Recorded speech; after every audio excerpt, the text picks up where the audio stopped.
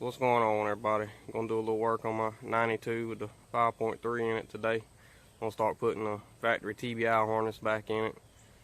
I'm gonna be using a lot of the hot wires and stuff off that harness, but I will clean it all up eventually. Still got the bed raised up. I'm gonna leave it like that until I get it running. Make sure I don't have any problems with fuel pump or anything.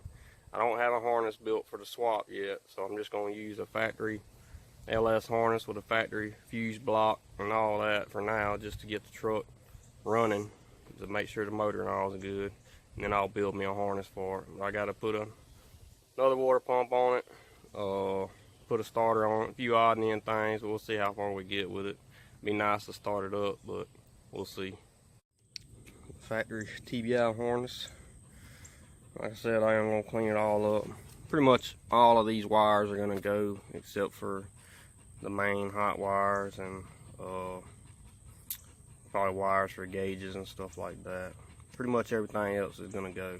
So I'm going to put it in there like it is now.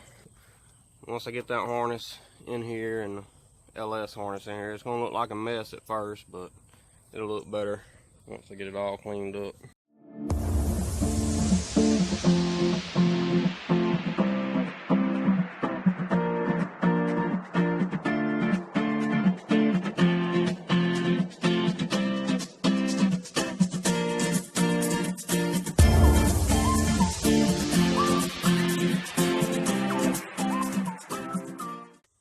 Got the TBI harness all plugged back in. I did cut a bunch of the plugs off that I know I won't be using, but most of the harness is still here. Basically all we got left really is temperature and the alternator wires. And this went to the distributor for the tack and stuff like that. And then we got solenoid wire left to go to the starter, and main hot wire. I'll need all that for the key switch, but I basically just went ahead and cut all that shit off that I know I didn't need, just to kind of get it out the way for now. Alright, as you can see, everything is wet.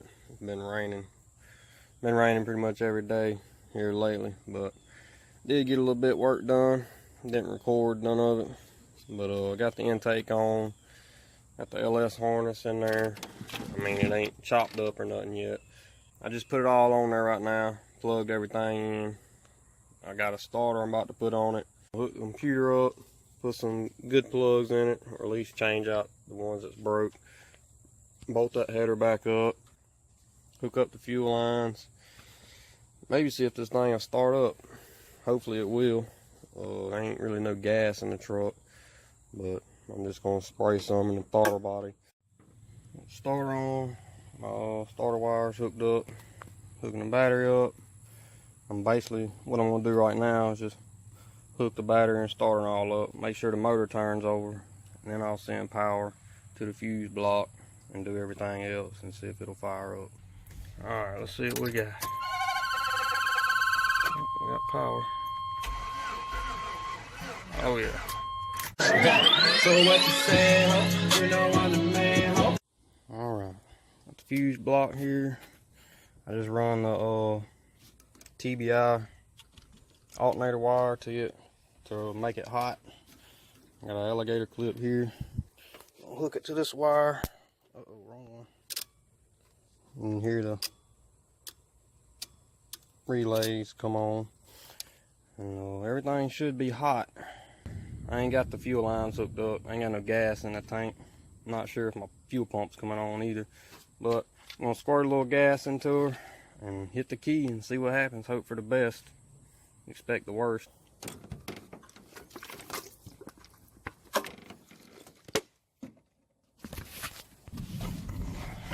Alright.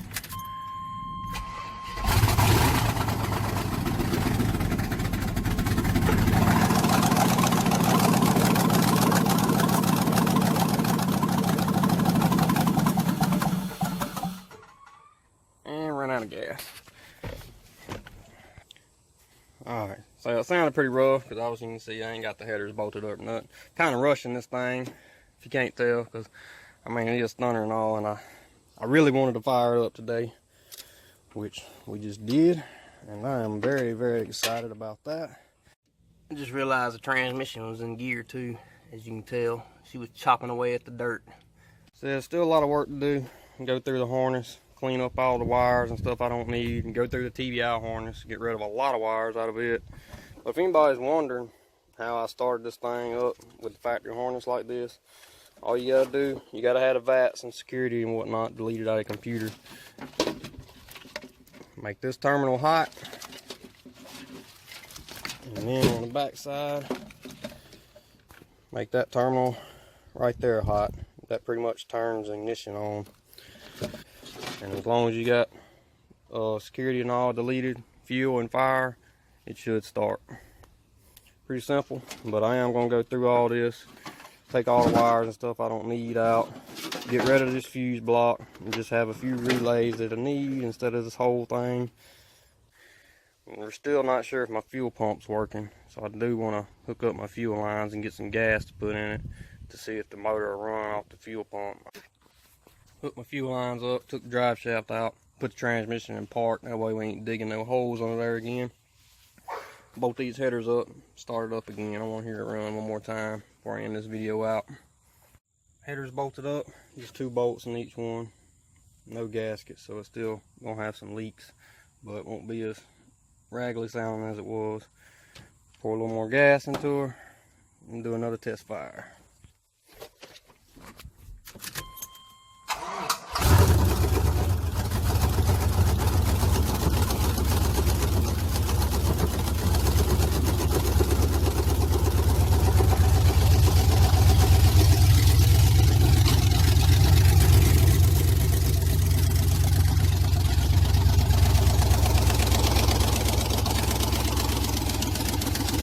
Went and got some gas, put a few gallons in her.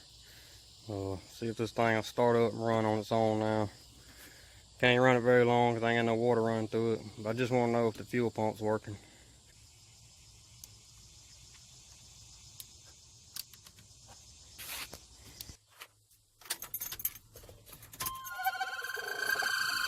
That's why I can't hear if the damn fuel pump's coming on.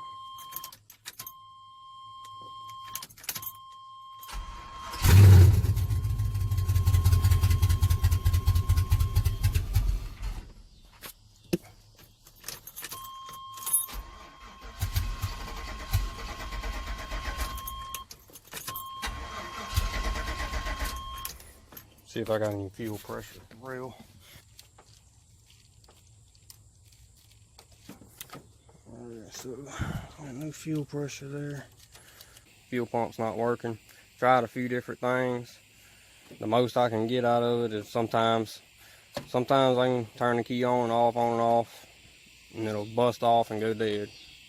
Bust off and go dead. But it only does that every now and then, so I don't know if the fuel pump, if it's just weak or what.